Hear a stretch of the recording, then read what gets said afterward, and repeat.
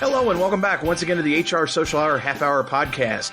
This is episode 94. John and Wendy talk to David Miklas. I'm your host, John. And I'm Wendy. How's it going tonight, John? Wendy, I am excellent. We are into the holiday season. Yep. Very, very excited that this episode is once again being sponsored by our friends at Bonusly. Thank you, Really Bonusly. Appreciate having them on board. Absolutely. I want to give a quick shout out, Wendy. We talked a little bit about what we were going to talk about before. Quick shout out to our friend and fellow podcaster, Jennifer McClure. Yes. So happy to see that Impact Makers is back. Oh, for sure. Yeah. When she put out that little teaser a couple of weeks ago, I was just giddy with excitement. And she and I had talked about it a little bit this summer when she was in South Dakota. And so I was super excited to see her start out with such a fantastic episode where, you know, she's chatting with, I'm going to forget his name now. I thought I had it Bruce up. Waller. Bruce Waller. Thank you. About speaking and some of her advice that she gives to people. And there she's giving it out for free. Love it. Love this community. It was an excellent episode. Yes. And again, like you said, she did a little, hey, I'm coming back. And she was kind enough to give us a shout out there. Yep. But again, when I saw that first episode with Bruce was out, I was really excited. So Jennifer, welcome back. We're really glad. So we know you were back. listening to us, and we really appreciate that too. But please know that we are among the first that are downloading and listening to your show in kind. Definitely. Good times all around. Always great to see the HR podcast community coming strong and continue to do what we're doing. I'm really excited about tonight's guest, Wendy. It's funny. David his name first came to us, or at least to me, when he wrote us a question for episode 50. Way back and didn't know David. And I believe he submitted a question via LinkedIn, I think it was. And it was so cool because it was like, hey, somebody that's listening, we don't know. Right. That's an employment attorney, no less. That's even better. Like, that's excellent. So really fortunate that I had a chance to spend some time with David this summer at HR Florida and talk shop, and really was glad that we had that time. And I said, hey, I'd love to have you on. And so here we are. I'm going to stop gushing. I'll let you make the introduction and we will get started. Yeah, I'm so excited to talk with David tonight. He owns a labor and employment law firm, and for 20 years, he has practiced all types of labor and employment law, exclusively representing Florida employers. He has written hundreds of employment law articles, is a frequent employment law presenter, and is nationally recognized speaker and an invited guest lecturer addressing employment law and human resource issues with over 30 universities, including Harvard.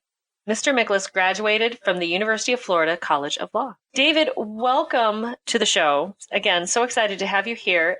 Our first question is, what's in your glass? Well, tonight it's just vanilla Coke Zero. I still have to drive home. That's good. We certainly are on board with that, David. Yes, for sure. It's an honor to be here. I've been looking forward to this. Well, again, we appreciate that. And I have to ask, though, we had a chance to visit, like I said, a little earlier this summer. How exactly did you get focused on employment law in your career? Actually, I took a class in law school on employment discrimination and did well and enjoyed it. And then in between my second and third year of law school, I did a summer clerkship for 2 different employment law firms, and I liked it a little bit more. And I met my wife, who was just my girlfriend at the time, in law school, but she graduated a semester ahead of me. So she got a job in this area, and I followed. Unfortunately, there's only one real employment lawyer in this area of Florida, so I got real lucky to get hired there. I started updating their employment law book, and then I got hired on as an associate attorney with the firm, and it just exclusively represented employers in labor and employment matters. I became a partner, and then when the managing partner retired 3 years ago, at that time I decided to open my own law firm and just continue in this niche. And I've been doing it for 20 years now. And I love helping employers. Now, what does your wife practice, or is she practicing now? Yes, she used to be a prosecutor. And then when we had our twin daughters, she took some time off. And when she went back to work, she decided to put her psychology undergraduate degree to work. And she now is doing some family law, helping people that don't like each other get divorced. I could never do that. I don't know how she does that, but she's able to do it. Wow. Probably have some interesting conversations at home. A little bit. I think she now appreciates me a little bit more than she used to when she hears all the horror stories. Yeah, and we probably all have those moments when you appreciate your spouse a little bit more. But I can imagine in doing what she does. Yeah, you're not so bad, hun. So, David, what's the biggest issue you see your clients dealing with these days? Why do you think it's that issue, and how can they go about addressing it beforehand to avoid having to contact you? Not that we want to put you out of business, but... No. Probably two different things in two different areas. One would be screwing up wage and hour law. Some people don't realize this, but the Southern District of Florida has led the country in FLSA lawsuits for about 15 years now. So the majority of employment lawsuits that we see down here in Central and South Florida, and it's been that way for a long time. Everything from misclassifying employees as independent contractors to misclassifying non-exempt hourly employees as exempt employees when they really aren't, paying straight time for hours over 40, not paying when someone's working through lunch and they're an hourly non-exempt worker. The other big issue is employers screwing up handling terminations and also investigations. And these types of things are so much easier to handle when they get employment counsel involved before they take adverse employment action. And you'd be surprised. Some HR pros simply are in over their heads. They may be one of those people who wear many hats. Probably are aware of some people like this where they're bookkeeper / office manager / HR / secretary. And you know what they say, jack of all trades, master of none.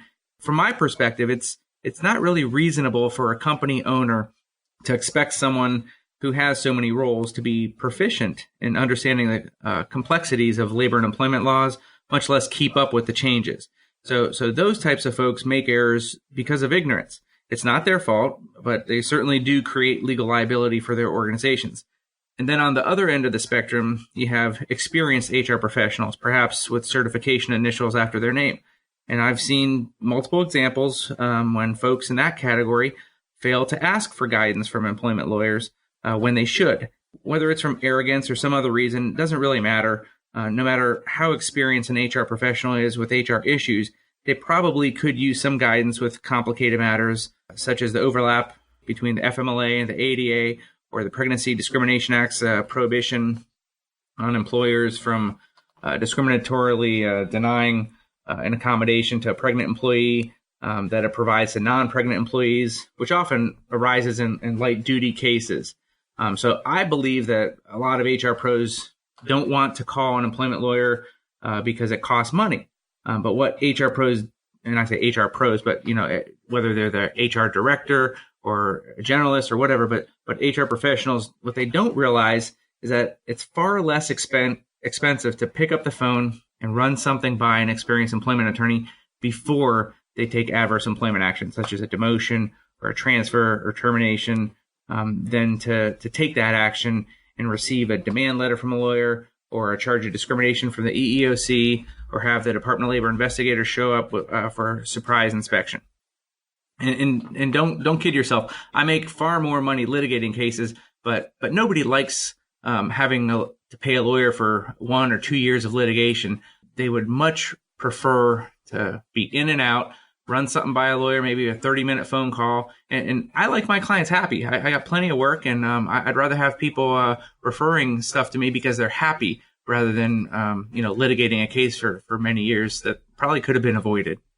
David, I have to tell you that I have kind of a different track or tack to it, but I can't tell you how many times I have told management folks in a myriad of places I've been that you'd much rather be talking to me and working with documentation, what have you, than it would be having the attorney come in after the fact when things have gone astray, the stuff's hit the fan, however you want to put it, that you're better off working with us and working with counsel beforehand. Absolutely. As opposed to not. And I don't think a lot of managers realize there are a couple laws that they can actually be named as a defendant themselves. Not all of them, but there are a couple. But there's a huge time commitment that's involved when you actually have a EEOC charge or litigation where, they have to be prepared for depositions, testimony, they have to be involved in gathering the documents. There's a huge amount of resources and time that's involved when you have litigation that,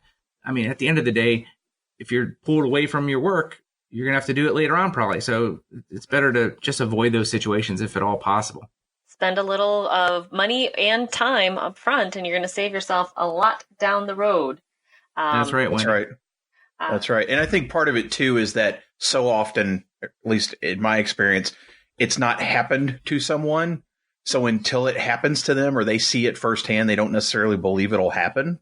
Mm-hmm. Right. And I've had to tell people that before, too. I remember telling a manager, I'm going to say 20 years ago, early on, they wanted me to do something that was not the smartest thing to do.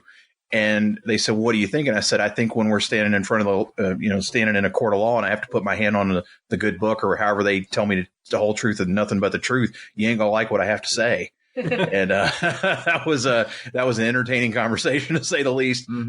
Thankfully, they did the right thing at the end. But I totally agree that, yeah, it's sometimes maybe it is an arrogance or again, hopefully it's more the lack of knowledge. And well, it's tough, if someone's been in HR for 15 years or so and they're used to having all the answers and they're expected to have the answers, but, there's going to be some times that they just don't have the answers. Sure. And they need to be able to go to their supervisors and have somewhat of a budget in order to call an employment lawyer if they don't already have one that they regularly work with. They should have some budget anyway for training and all that kind of stuff. And there absolutely should be a budget for running things by legal counsel. We've talked about kind of what you see now or what's been going on. Let's get that crystal ball out as we approach 2020. What are you seeing on the horizon, either locally there in Florida or even at the national level that you think HR professionals need to be getting prepared for?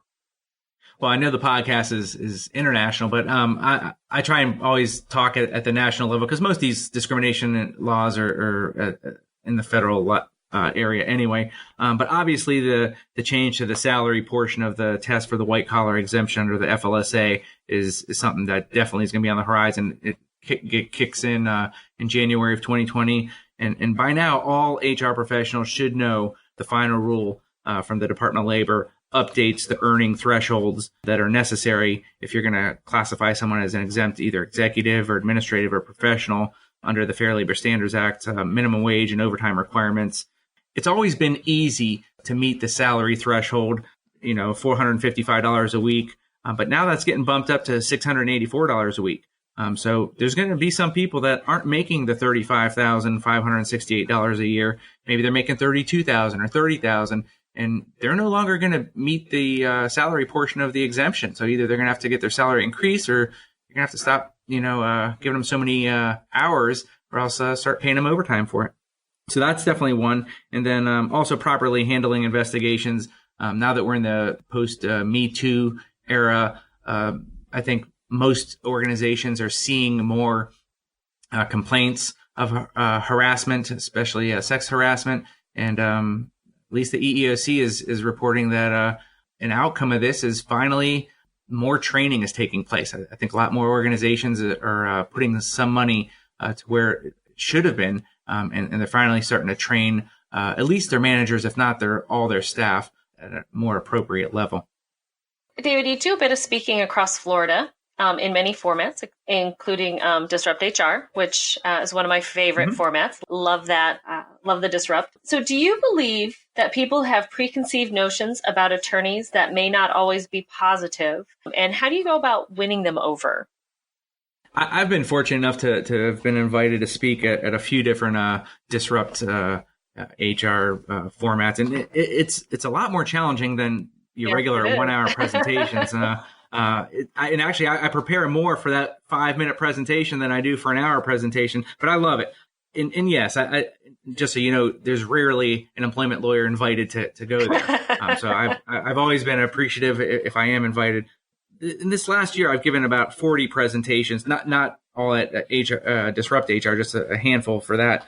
I received pretty high ratings, and the comments that I've been able to see reflect that the attendees really like my style. And I think that actually is something that's different from a lot of other employment lawyers. I tend to use ripped from the headline examples, and I ask the audience to raise their hands and share what they think the answer would be, before I give it to them. And what I've discovered is that about halfway through my presentations, nobody raises their hands anymore because they usually have gotten a few different answers wrong, and they're a little bit embarrassed, or more importantly, they're actually open to learning. And to me, that's the key. My goal is always to keep the audience engaged and feeling like their time is being well spent. I always really appreciate every opportunity to present to HR professionals. I know they have options. I know they can pick and choose which sessions they attend. So I always respect their time, and I want to give them value. So a technique that I use is that if I see someone pulling out a phone during a presentation and checking their email or texting, I take a look at what slide is up, and I make a mental note, and I actually delete it from my slide deck. So basically in my head, I'm thinking something's wrong with that slide in my presentation because I lost that person. I'm always making tweaks to my presentations. Usually my presentations are what's going to get you sued next year in employment law or this year. So I have a lot of slides, maybe 100 slides in an hour. And it's very easy for me to have a completely new slide deck from year after year after year, because all you have to do is turn on the news and you see someone getting, doing something wrong. So it's very easy for me to put together new slides that aren't repetitive of whatever I've presented on before. Well, I would caution you just to make sure that they might be sharing the information online. Just because they pull out their phone doesn't mean that you've completely lost them. Yeah, no. And actually, anyone that's spoken before will usually see someone in the audience taking a picture of the slides. And I always tell people, just take a picture of my first slide where you have my email address, and I'll make the whole slide deck available to them, because I'd rather them pay attention rather than scribbling down notes or taking pictures after every slide. I'd rather have them, trying to pay attention to the material. And then they could have the whole thing later on. Because I know what HR professionals do, or at least what I hope they do, is I hope they take these slides and they use some of them to train their managers. Right. That's really what they should be doing when they go to these presentations. If they find some good material, they should take it back to their organization and train their managers. Exactly. We're going to take a quick break, and we will be right back. This episode of the HR Social Hour Half Hour podcast is being brought to you by our friends at Bonusly. Bonusly is a fun, personal recognition and rewards program that enriches company culture and improves employee engagement. Used by thousands of companies, Bonusly is a top-rated solution that integrates with popular collaboration tools like Slack and Microsoft Teams, as well as HR software, including ADP, Bamboo HR, and Namely. To learn more about employee recognition and to try Bonusly free for 60 days, go to bonus.ly/HR Social Hour. Again, to get that 60-day trial, go to bonus.ly/HR Social Hour. Thanks again to our friends at Bonusly, and now back to the show. And we are back. David, it is now time for everyone's favorite part of our show, the half-hour question connection. Who was your first professional mentor, and what was the most important thing you learned from them? Probably my former law partner, David Richardson. He had forgotten more about employment law than I had learned. I tried to fit into his system when I ended up getting hired there and learn from him. And he taught me the value of careful writing. This is back in the late 90s, before everyone fired off emails left and right or text messages. Employment lawyers that represent employers are often successful if they are able to write powerfully, whether that's in responding to a demand letter from a plaintiff lawyer, or in drafting a powerful position statement in an EEOC investigation, or in legal briefing to win motion for summary judgment. So my mentor taught me that you don't lose trials that you never have. So, if you can win a case in pre-litigation or early in litigation with motions, then that saves the client money and eliminates the risk of a jury trial. David, who's one person you've gained in your network in the last year that you think more people should know? Probably Leslie Mizerak in Orlando. She's a co-owner of Disrupt Orlando, and I believe a former Greater Orlando SHRM board member. And I actually met her at a Flow Rida concert at HR Florida last summer. Not everyone has a story like that, how they met someone. That's true. That's awesome. David, if you could go back to the start of your career, what's one piece of advice you would give yourself based on what you know now? I'd probably tell myself to make better use of networking opportunities. I've found that people move organizations during their careers, and you never really know where someone's going to be low man or woman on the totem pole and where they will actually eventually end up. So one of the things I've learned is that it's best to try to be authentic and genuine and just be helpful to as many people as possible, because what goes around comes around. I never ask for business. I never run advertisements, but I'm a busy lawyer. My phone's constantly ringing because I hope I'm bringing value to my connections and they remember me when they need help. David, how do you enjoy giving back to the HR community or the legal community at large?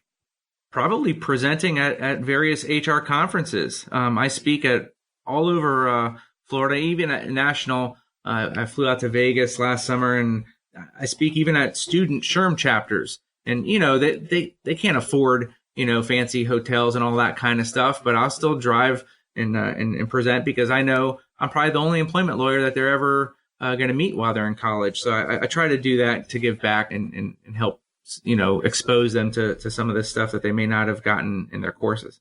Awesome. That's really cool. What's your favorite movie? Probably Back to the Future. My brother and I liked that back in the early 80s, and that's probably it. There's so many good quotes in there. How about your favorite musician or band? I'm a big fan of U2 and a much lesser known band called Sister Hazel. Oh, I love Sister Hazel. Ken and Andrew actually performed in Gainesville. That's where I was in school for 8 years. And they would perform just acoustic sets right across from campus. I don't know. I've probably seen them 50 times. And all 50 of those were before their first single was recorded. And then I've seen them since then. But it's great to watch a band come on up. Yeah, for sure. I saw them. I don't remember. They were opening for somebody at Red Rocks out in Colorado. And if you ever get a chance to see a concert there, it is just phenomenal. But I worked for a security company, and so I got to see a lot of opening bands.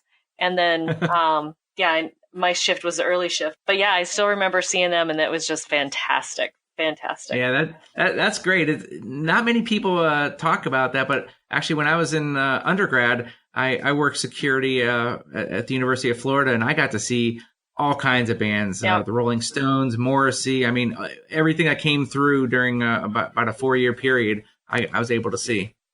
Yeah, that's I've already told my daughters. I mean, that's a good college job. Good job for when you're in your early 20s. You need to look for that. So awesome.